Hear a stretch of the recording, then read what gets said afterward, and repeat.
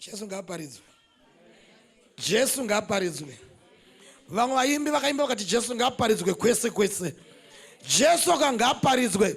Jesu ngachinyatsobudikira vadikani. Jesu time yekuti anyatsobudikira yatokwana ndiyo nokuti mweya mutsvene ngachinyatsimbirira pamwoyo pangu chinhu chekuti vanhu vakufanira kuenda neshoko rangu. Ndakuda kuti vanhu vanzwe nezvaJesu kekupedzisira achizodzoka shure kwekunge vanhu vambonyeperwa panhema.